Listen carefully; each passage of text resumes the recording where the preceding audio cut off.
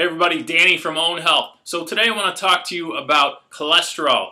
And I think a lot of people these days are on statin drugs to try and lower their cholesterol levels. And I want to inform you on what cholesterol is, truly, and what maybe the root cause of high cholesterol levels are, and then give you some idea of changes that you can make to reduce your cholesterol levels if you do have high cholesterol. That being said, high cholesterol isn't necessarily even a bad thing. So let's start with kind of an understanding of what cholesterol is. LDL is the number that is the reading that you get. It's low density lipoprotein, and that's the reading that you get when you go and you get your cholesterol taken. So that is not cholesterol. It's low density lipoprotein is a protein, and it acts as a transport of cholesterol from your liver to the tissue. So there's no such thing as bad cholesterol and good cholesterol. That's just something that the drug manufacturing companies have come up with to kind of push you in a certain direction. But there's no such thing as bad cholesterol. It's just cholesterol. There's oxidized cholesterol, which maybe could cause an issue. Just like anything else, it can go rancid if it doesn't flow through the body. But if you have antioxidants in your diet, then that's not a problem. So let's look at what cholesterol is used for. Your body doesn't create something that is intentionally bad for you. It's not producing cholesterol to give you a heart attack. Your body's not designed that way. The purpose of cholesterol is to serve as a precursor to steroidal hormones. So all the hormones in your body need cholesterol in order to be created. That's the source of creating those hormones. In order for your cells to rebuild, they need cholesterol. So the cell membrane, or what surrounds the cell, is made up of cholesterol as a component of it. So that's something that's needed. So if we have inflammation in the body, that breaks down those cells, or that cell membrane, and so we need cholesterol at that site of inflammation to rebuild.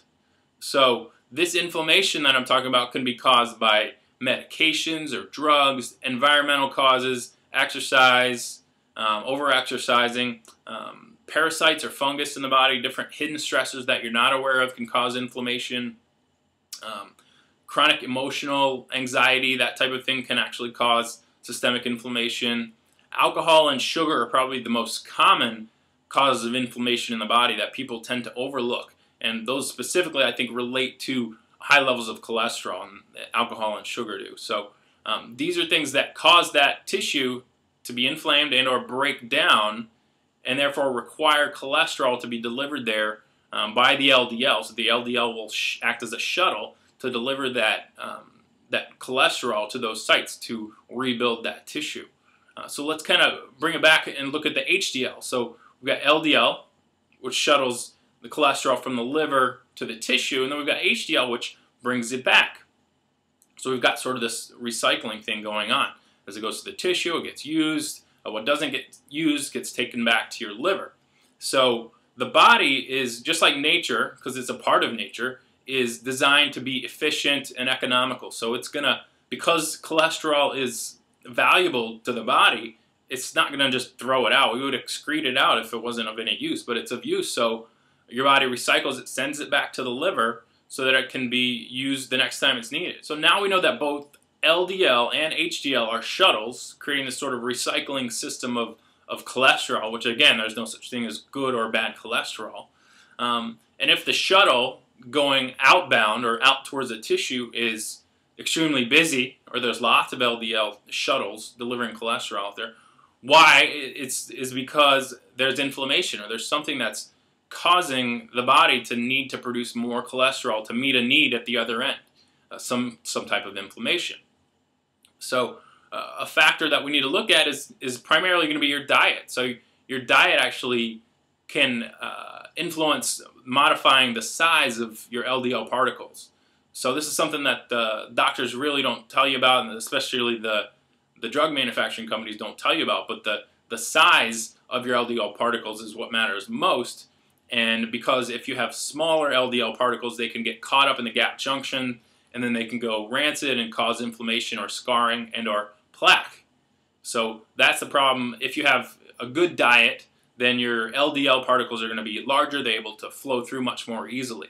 So the chronic inflammation is what causes the heart disease. It's not the cholesterol. So we need to find what the cause of your chronic inflammation is. If you go to the doctor and you have high cholesterol, why do you have that high cholesterol? That's the question. The high cholesterol is just a sign. It's not heart disease. It just means that your body's trying to talk to you. So in my opinion, going on cholesterol medications is just a bad idea. These statin drugs, you can look up the research of any number of medical doctors that will tell you that statin drugs have a long list of side effects, from neural issues to degeneration of muscle tissue, and your heart is a muscle, by the way, so that's one. So I just think statin drugs, it's a very last resort. If you're stuck in that idea of having to medicate, at least follow some of these suggestions before you go that direction.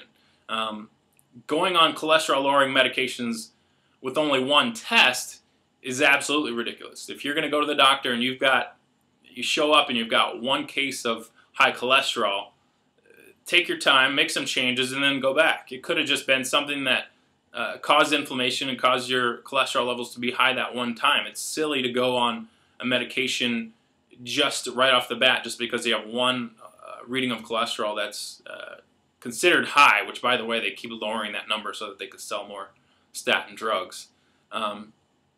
Going on cholesterol-lowering meds without making changes to your diet is just ridiculous. The root cause of all inflammation is from a poor diet of bad fats and sugar and alcohol and just garbage processed food that causes your body just to be chronically inflamed. So you're going to have high cholesterol in that case. So you can just try and plug up the hole or slap a Band-Aid on it and take a medication, or you can make some changes and start eating more healthy.